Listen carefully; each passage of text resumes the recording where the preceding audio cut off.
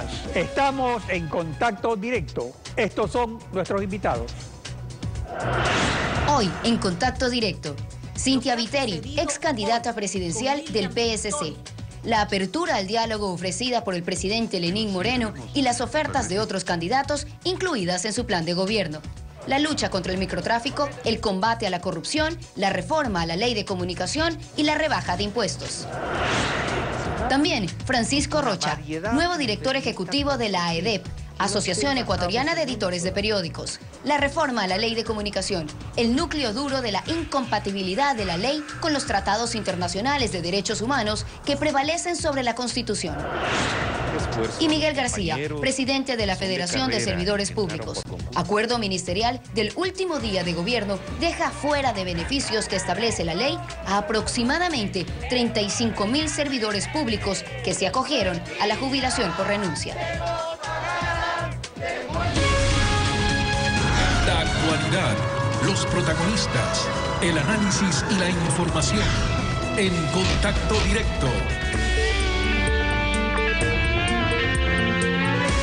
En la primera vuelta presidencial, la votación de Lenín Moreno llegó a 39.36% y la de los otros candidatos al 60.64%. Durante la campaña de la segunda vuelta, Lenín Moreno acogió algunos de los planteamientos de los candidatos de oposición y al asumir el mando ha mantenido esa postura. Cynthia Viteri, ex candidata presidencial del Partido Social Cristiano. Buenos días. Bienvenida a Contacto Directo. Buenos días, Alfredo. Un abrazo para todos. Lenín Moreno prometió analizar y acoger la tabla propuesta por usted sobre el consumo de drogas no criminalizado. Usted acusó al correísmo de meter la droga en los hogares y escuelas, pero estas señales de sensibilidad política contribuyen a darle credibilidad al diálogo propuesto por el presidente para dejar atrás una década de confrontación. Esta propuesta suya, de gran preocupación para la familia ecuatoriana, ¿requiere solo medidas administrativas o también cambios en la legislación? Alfredo, a veces el problema no es solo el rey, el problema también es la Corte.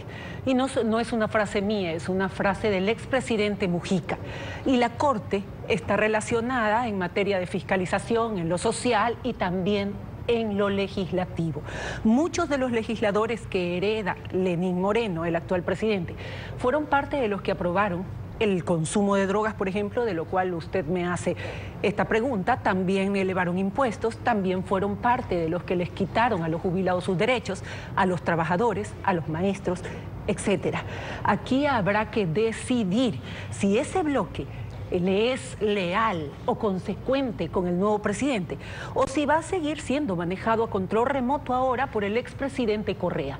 En el tema de la droga, el presidente actual, Lenín Moreno, dijo sí a acoger parte de la propuesta nuestra, que no era una propuesta nuestra, era una propuesta ciudadana, sobre todo de las madres del país, por lo general las más pobres de este país, y en todo estrato social, es real, en todo estrato social. Pero eso no solamente pasa por abrir centros de rehabilitación sumamente necesarios, y esa es una prueba de buena voluntad o de hacer honor a su palabra que debería dar el presidente, sino también por eliminar, que era un clamor ciudadano, la tabla del consumo de drogas hecha por el entonces CONCEP. Si eliminas la tabla sin penalizar a los consumidores, porque es un problema de salud pública, les brindas la alternativa de rehabilitación, dejas de enviar perros policías atrás de nuestros niños o adolescentes en las escuelas y empiezas una política de reeducación, de hacer conciencia en los hogares de lo que significa para los jóvenes, para los niños, la droga.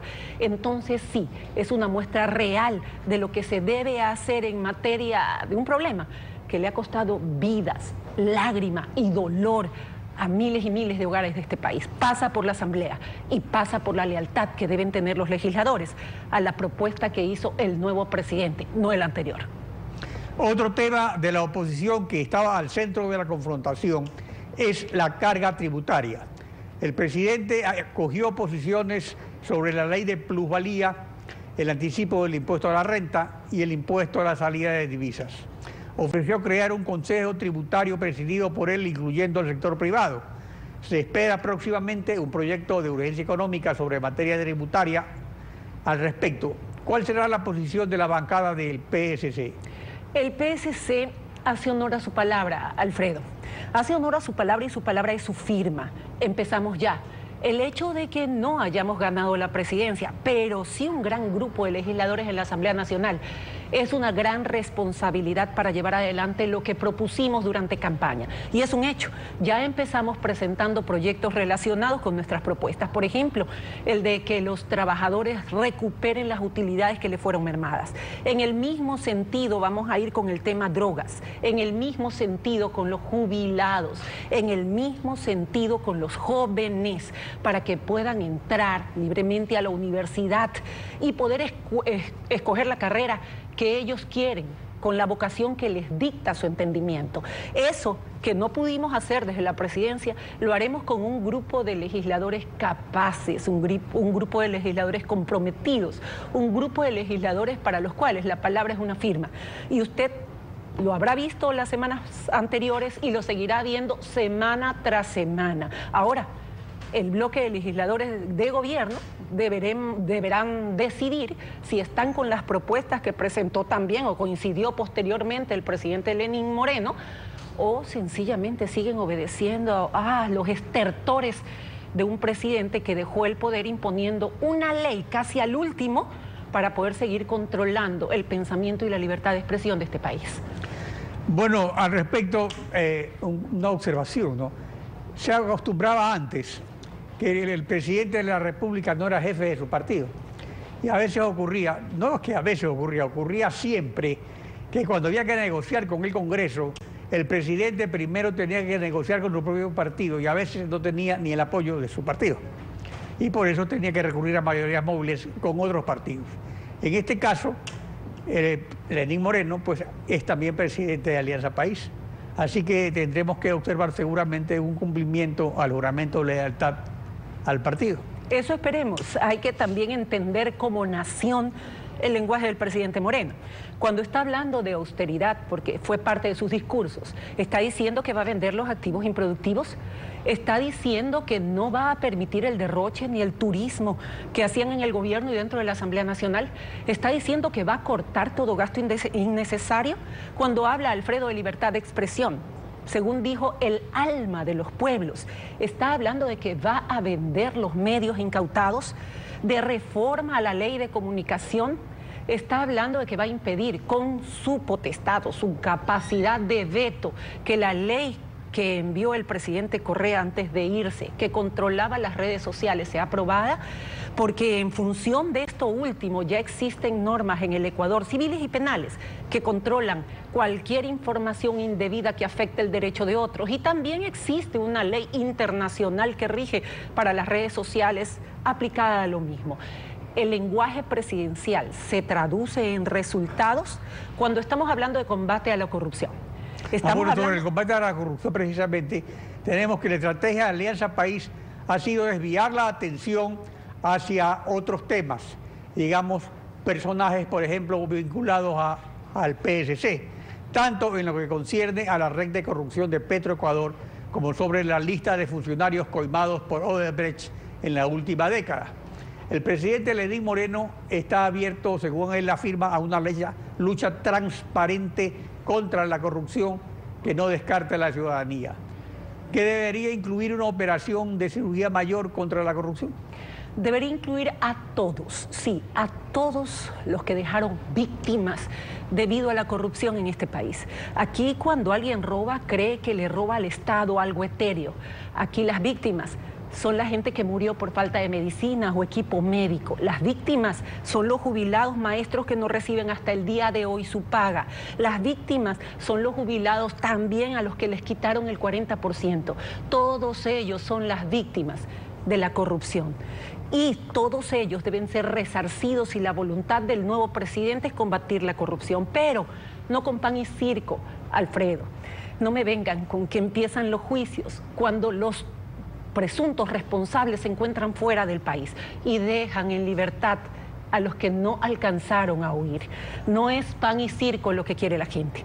Hay que ceñirse el cinto, señor presidente, y cumplir con su palabra y su ofrecimiento. Este es el país que usted va a gobernar los siguientes 4 años, no el que gobernó el expresidente Correa por 10. La huella la va a dejar usted.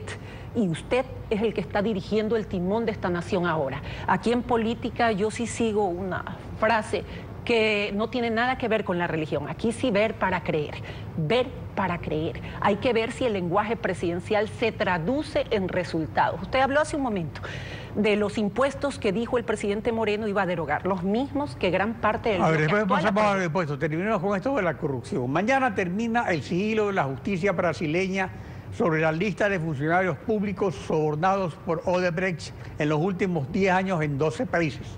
Será entregada a la Fiscalía.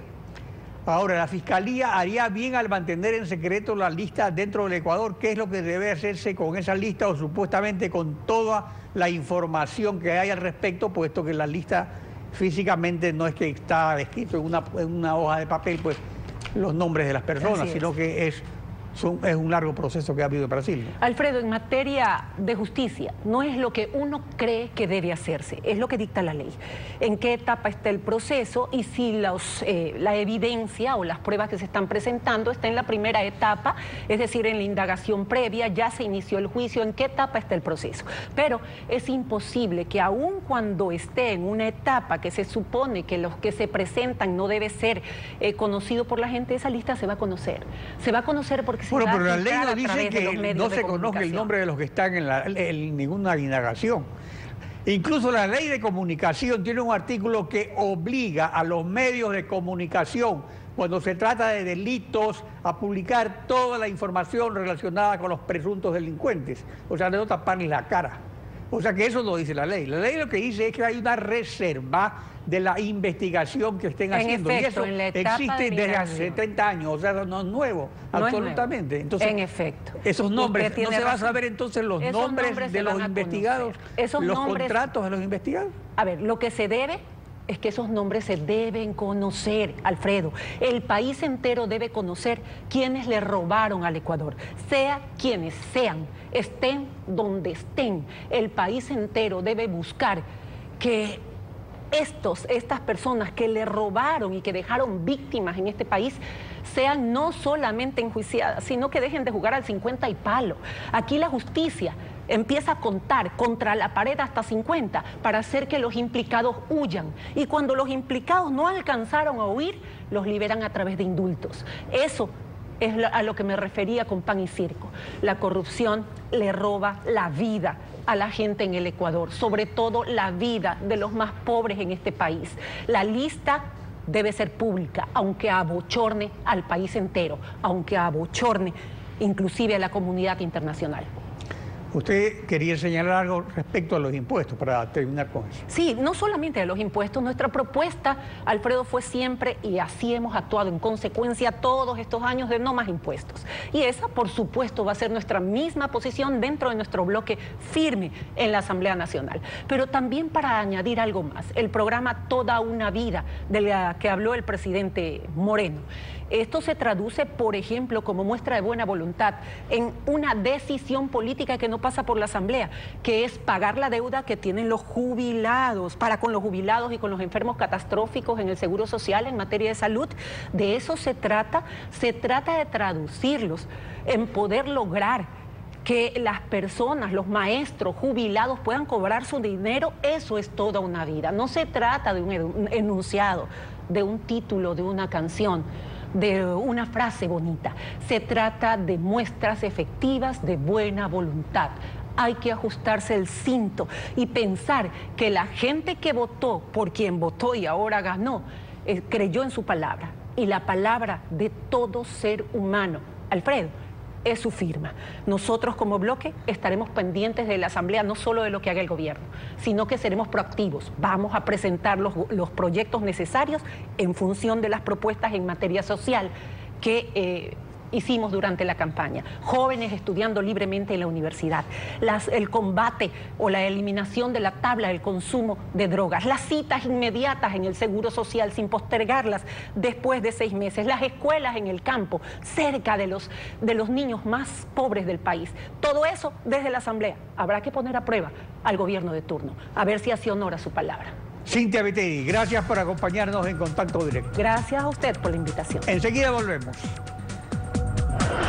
En instantes, Francisco Rocha, nuevo director ejecutivo de la AEDEP, Asociación Ecuatoriana de Editores de Periódicos. La reforma a la ley de comunicación ofrecida por el presidente Lenín Moreno. ¿Cómo hacer a la ley compatible con los tratados internacionales de derechos humanos? Lo examinaremos. Ya regresamos. Que el diálogo de las armas deje lugar a las armas del diálogo. Lo dijo Juan Pablo II, Papa de la Iglesia Católica.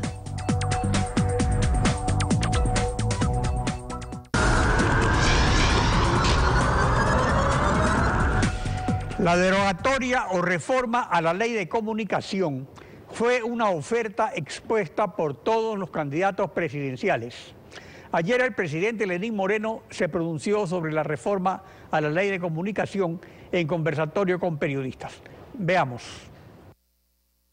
Estoy exhortando a que dialoguen ustedes, dialoguen con las mesas que se pueden conformar inmediatamente con respecto a la ley de comunicación. ¿Qué propuesta tienen ustedes para cambiar esa normativa? En forma particular, yo creo que la ley no es una ley mala. Tiene aspectos que se pueden cambiar, los vamos a dialogar, los vamos a conversar. Creo que hay que reformar la institucionalidad de ella. Creo que las instituciones no deben ser sancionadoras, vuelvo a recalcar, deben ser orientadoras. Perdónenme el tema, a lo mejor no les cae muy bien, pero tienen que ser educadoras inclusive, educadoras y promotoras de valores como el del respeto a los derechos de las personas a poder manifestarse de manera libre. Si nosotros alcanzamos que tanto las instituciones, tanto la ley en primera instancia y las instituciones de segunda instancia cumplan con ese cometido, pues habremos logrado nuestro objetivo. Francisco Rocha, nuevo director ejecutivo de la Asociación Ecuatoriana de Editores de Periódicos, AEDEP. Buenos días, bienvenido a Contacto Directo. Buenos días, Alfredo, un gusto saludarle. Igualmente. Próximamente cumplirá 4 años de vigencia esta ley. ¿Cuál es la posición de AEDEP? ¿Derogarla o reformarla? Bueno, lo que yo diría primero, Alfredo, es después de escuchar al presidente Moreno, es que coincide totalmente con lo que estos últimos 10 años la Asociación de Editores de Periódicos, así como los periodistas, hemos venido luchando. Lo que hay es que armonizar una normativa, que puede ser una ley, con los tratados internacionales y con la Constitución. Pero adicionalmente a eso, hay que volver, y yo coincido con eso, con lo que ha dicho el señor presidente, y coincidimos con su totalidad, digamos, de las expresiones del día de ayer, es que hay que buscar una ley que sea promotora de derechos y no una ley sancionadora. Hay que buscar un consejo que regule, que busque, y no una institucionalidad que sancione, que persiga y que juzgue. Entonces, en esta visión, si es que lo ubicamos en los tratados internacionales, lo que hay que buscar es una ley sustitutiva de comunicación, que sea de comunicación y no de sanción a los medios. Ahora, si se la deroga, es para que no haya ley, lo cual es una postura minoritaria. Yo creo que esa postura prácticamente ha desaparecido, no sé lo que usted piensa. O hacer una nueva que en la práctica vendría a ser lo mismo que reformarla. ¿El camino de consenso es entonces la reforma? El camino de consenso es buscar una ley que nos ayude a promover los derechos, a garantizar la comunicación, y algo que nos comprometa a los medios de comunicación, a no callar frente al atropello en democracia, a callar frente al robo, a no callar frente a aquellas actitudes de quienes ejercen el poder frente a los ciudadanos que lo que exigen es la aplicación de sus derechos. El consenso puede ir a una reforma, la sustitución pasa por eso, porque hay que revisar toda la ley y esa revisión de la ley nos puede llevar a una que garantice, y esto es importante lo que ha dicho también el presidente Moreno, garantizar el derecho a la comunicación y a la libertad de expresión. Esas dos que en los 10 años nos ha tocado trabajar para intentar garantizarlos es un cambio no solo en el discurso, y así lo aspiramos, sino que también es un cambio de visión de lo que ha de ser el país democrático que todos estamos buscando. Ahora, si el camino es la reforma, tenemos el trabajo adelantado por la Plataforma de Defensa de la Democracia y los Derechos Humanos, o simplemente las recomendaciones puntuales del relator para la libertad de expresión del Consejo de Derechos Humanos de Naciones Unidas y del relator para la libertad de expresión de la Comisión Interamericana. ¿Qué es lo más práctico para eludir el riesgo también de que este trabajo se eternice y no encontremos realmente una solución pronto, digamos, en un plazo razonable? Nosotros tenemos la hoja de ruta. Usted ha mencionado a varias de las organizaciones que han venido trabajando no solo en estos 4 últimos años, sino en los 10.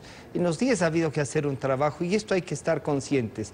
La ciudadanía no puede desmovilizarse por un discurso, es cierto, pero tampoco puede desestimar una palabra dada y más aún por el presidente que ya está en ejercicio de sus funciones. Por lo tanto, esa hoja de ruta que vamos a hacerles llegar al señor presidente y a las nuevas autoridades, que vamos a compartirla, vamos a visitar al presidente Moreno, vamos a visitar al presidente Serrano, habrá que visitar e iniciar un diálogo con los jefes de bloque en la Asamblea Nacional. Esta es una tarea que hay que hacerla apresuradamente porque hay violaciones en la actual ley.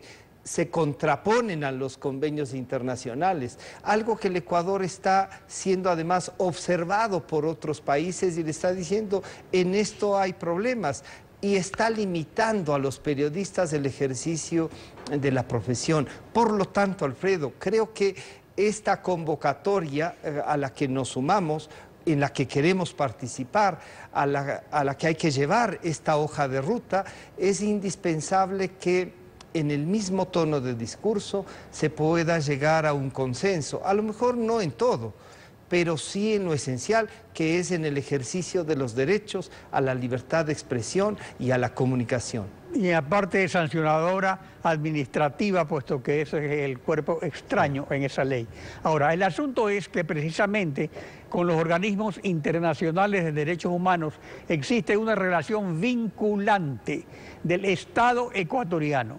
Y la Constitución, en su artículo 424, inciso segundo, ordena que las disposiciones más favorables de esos tratados prevalecen sobre la Constitución.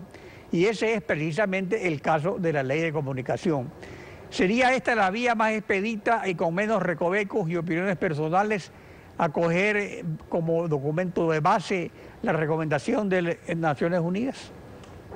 Sí, yo creo que incluso podemos hacer una consulta a las Naciones Unidas, enviar la ley y decir, además de estas observaciones, además de todo lo que hay que aplicar a través de los convenios internacionales, tengo la impresión de que una consulta a las Naciones Unidas hecha por el propio gobierno y si no hecha por las organizaciones sociales, puede llevarnos a una puntualización en donde está chocando con los derechos fundamentales de las personas. Pero la vía expedita es, primero, el acuerdo y yo diría, hay un camino, un paso dado, que es el reconocimiento de que la ley tiene problemas y problemas difíciles de superar si es que no hay la voluntad. Lo primero es que ya no nos han insultado antes de aceptar que hay que revisar esta ley y diría yo eso se valora en alto grado porque genera un ambiente. Ahora, los editores de periódicos, la empresa de comunicación, tiene una visión de que es vamos a trabajar, estamos dispuestos a aceptar el diálogo, pero ese diálogo tiene que ser fortalecido con los hechos. Y los hechos pasan por esta hoja de ruta, por iniciar las conversaciones y de inmediato, no creo que sea difícil ponernos de acuerdo en cuáles son las dificultades, porque las hemos venido discutiendo en estos 4 últimos años de vigencia de la ley. Pero al respecto, por ejemplo, ¿sí? de la aplicación de la hoja de ruta, porque Eso es interesante. También el Consejo de Derechos Humanos de Naciones Unidas tiene su hoja de ruta. Y en su último periodo de sesiones recomendó al Estado del Ecuador invitar al relator especial para la libertad de expresión, David Kaye, dadas las relaciones incluso que ha tenido con Naciones Unidas el presidente Lenín Moreno hasta el año pasado. No tendría pues problemas en hacer esta invitación, a la cual se niegan generalmente países como Libia, Cuba y otros por el estilo. ¿Sería este un paso importante para adelantar este trabajo? Obviamente, yo creo que la vinculación y la facilidad que nos puede dar un organismo internacional como las Naciones Unidas y más aún su relator, ya que hay 19 observaciones entre otras, pero 19 puntuales que generan, yo diría, una visión del Ecuador fuera que no es buena, que puede dificultar incluso las relaciones internacionales porque le están exigiendo el cumplimiento de derechos. Si es que el señor presidente, por ejemplo, lo que usted ha dicho es importantísimo, invita al relator especial para la libertad de expresión, este sería un gran paso y nosotros estamos dispuestos a ayudar en ese paso que es importante para llegar a un consenso. El Ecuador va a tener problemas mucho más reales y eso a veces nos preocupa porque van superponiéndose a las libertades, porque son problemas del día a día, porque son problemas de la economía, porque son problemas de la vida diaria, pero hay que entender también que las libertades son problemas de la vida diaria y que esas han sido conculcadas, que esas han sido maltratadas y que las tenemos que reconstruir en una relación con quienes ejercen el poder político desde los ejercicios de la ciudadanía que no puede desmovilizarse, que hemos aprendido en estos 10 años a que su participación la que garantiza los derechos y no necesariamente un discurso. Francisco Rocha, director ejecutivo de AEDEP, gracias por su participación en Contacto Directo. Muchas gracias a ustedes, buenos días. Ya volvemos. En breve, Miguel García, presidente de la Federación de Servidores Públicos. Aproximadamente 35.000 servidores públicos que habían renunciado para jubilarse pierden el estímulo económico que da la ley en virtud de acuerdo ministerial. Ya regresamos. Quien atribuye a la crisis sus fracasos y penurias, violenta su propio talento y respeta más a los problemas que a las soluciones. Lo dijo Albert Einstein, científico alemán, Premio Nobel de Física 1921.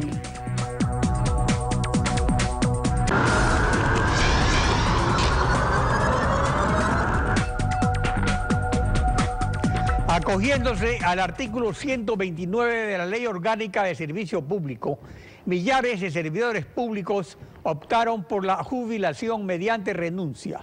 Algunos terminaron el trámite, pero aproximadamente 35.000 fueron excluidos de recibir la bonificación que la ley les ofrece, y este desconocimiento se hizo mediante acuerdo ministerial 094 de 22 de mayo de este año, suscrito por la ministra de Trabajo encargada 2 días antes de que fenezca el pedido de gobierno. Está con nosotros Miguel García, presidente de la Federación de Servidores Públicos. Buenos días, bienvenido a Contacto Directo. Muchas gracias por este espacio, don Alfredo, que nos permite transmitir las inquietudes que tienen especialmente decenas de miles de empleados públicos que se jubilaron y los que están a punto o querían optar por esta opción legal. Todos quienes acogieron a este beneficio ofrecido por el Estado fueron perjudicados por el acuerdo ministerial de mayo 22 o sí hubo beneficiados. ¿Cuánto tiempo duró el trámite respectivo? Don Alfredo, esta compensación de retiro para los empleados públicos tiene una vigencia de más de 30 años. Este gobierno la modificó en su fórmula de cálculo el 10 de octubre del 2010 y desde esa fecha ha habido diferente tratamiento para los que optaron por salir. A los primeros, en honor a la verdad, se les pagó completo, dinero en efectivo. A la segunda andanada se les pagó la mitad en dinero, la mitad en bonos. A la tercera salida les pagaron todo en bonos y a la cuarta no les han pagado absolutamente nada y les han entregado simple y llanamente un compromiso de pago, un documento suscrito por la autoridad respectiva y el funcionario saliente. Con el agravante, don Alfredo, de que con la emisión del acuerdo 094 de 22 de mayo, están pretendiendo eludir el pago de los que ya salieron y están poniendo obstáculos que impedirían que los compañeros que tengan la edad y el tiempo de servicio para jubilarse accedan a esta compensación establecida en el 129 de la ley. Son, como usted lo ha dicho, alrededor de 35.000. El asunto es que el acuerdo estaría entonces modificando la ley, o sea, un acuerdo ministerial que es una norma jurídica de jerarquía inferior, está reformando una ley orgánica para lo cual incluso no se sabe si en la Asamblea habrá mayoría para hacerlo, puesto que requiere mayoría especial. O sea, eso es lo que ocurrió. Eso es lo que en la práctica está ocurriendo. Si me permite, este es del artículo 129 de la Ley Orgánica del Servicio Público, en donde se establece la creación, ley orgánica del servicio público, que se establece la creación de la compensación por retiro voluntario para jubilarse.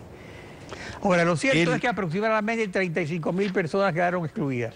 ¿Fueron perjudicados total o parcialmente? ¿Han recibido algo o pierden la compensación especial que creó la ley? Don Alfredo, el 14 de abril del 2016, el Ministerio de Trabajo norma la aplicación del 129 y establece que en el artículo 4, que aquellos funcionarios que tengan los requisitos para jubilarse, el Estado está en la obligación de aceptar su renuncia y pagar la compensación. Por este mecanismo se apuntaron 25.000 compañeros en abril del 2016 y a ellos se les ha entregado simplemente un papel. Pero lo grave, don Alfredo, es que el acuerdo ministerial 094 del 22 de mayo del 2017 deroga el 0100, ya no le obliga al patrono a aceptar la renuncia obligatoria y dice que simplemente si la institución tiene en la planificación y tiene el presupuesto, se le acepta. Si no, nada más que esto.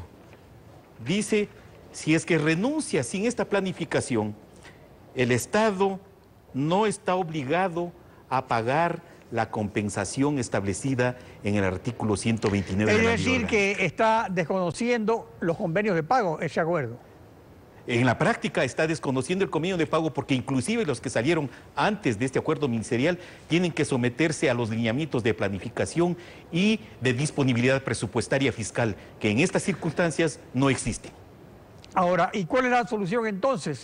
¿Derogar este acuerdo o porque eso de declararlo inconstitucional ya sabemos lo que va a pasar, pues? Bueno, nosotros aspiramos que el presidente Moreno, consciente de que se está perjudicando a un sector muy vulnerable como son los compañeros de la tercera edad, y dentro del plan que él ha estipulado como plan propio del plan Toda una Vida, no permita que un acuerdo ministerial firmado exactamente 32 horas antes de que se vaya Correa perjudique de esta manera a los compañeros que han dejado toda su vida al servicio del Estado, y que el nuevo ministro de Trabajo analice este acuerdo ministerial, el doctor Ledesma, y lo modifique acorde a las disposiciones legales. No puede ser posible que se pretenda, como usted lo ha dicho, que con un acuerdo ministerial se reforme una ley orgánica que está vigente desde octubre del 2010. Ahora, pero el problema económico en vista del déficit fiscal y de que cada uno tiene derecho hasta un máximo de 150 salarios básicos unificados como compensación, significa una suma muy grande de dinero. O sea, eso está al centro del problema, eso no se lo puede desconocer, porque antes que eso está la obligación de cumplir esta deuda. Pero ¿cómo se arreglaría la deuda? ¿Con bonos? ¿El convenio de pago estableció alguna forma de hacer el pago? En ese aspecto, por ejemplo, ¿cuál es el punto que ustedes piden? Lo primero, de que se entienda por parte de la ciudadanía y de las autoridades nuevas que un derecho no puede estar supeditado a que si el Estado tiene o no tiene dinero, que tiene que cumplirse. Si hay, como efectivamente hay, dificultades fiscales y económicas en el gobierno por la situación en que ha dejado el expresidente, se tiene que buscar una salida. Y la salida no es desconocer la obligación que tiene el Estado. Como usted lo enuncia, podría ser la emisión de bonos redimibles de acuerdo al avance de la edad, que generen algún tipo de interés, que este interés les permita de alguna manera sobrevivir a los compañeros 35.000 de nuestro sector, gobierno central. Y el día de ayer le he escuchado yo al ministro de Educación que el mismo problema tiene en el Ministerio de Educación. Solo en el Ministerio de Educación están impagos 20.000 maestros. Es un o sea que en universo total enorme. serían 55.000 personas. 55.000 casi la población personas. de una ciudad mediana en el Ecuador. Imagínese usted, tiene que buscarse una salida y estamos pidiendo una reunión con el presidente de la República. Creo, estamos convencidos que nos va a recibir para buscar una solución. Si no, no nos quedaría otra opción que convocar a las organizaciones e iniciar las movilizaciones que este caso amerita. Por eso ustedes también están planteando que dentro del plan Toda una Vida justamente se incluya, porque en ese plan está incluida pues toda la vida, incluso la última fase de la vida, que es la jubilación, ¿no? Que se respete. Ese plan es muy loable, el plan planteado por el presidente Moreno, y dentro de ese plan está una atención prioritaria a un sector como es el sector de los de la tercera edad, que es justamente a ese sector vulnerable al que le perjudican de manera directa con este malhadado acuerdo firmado 36 horas antes de que Correa ventajosamente se haya ido del poder. Miguel García, presidente de la Federación de Servidores Públicos, gracias por su participación en Contacto Directo. Gracias a usted. Mañana continuamos rayando la desinformación en Contacto Directo.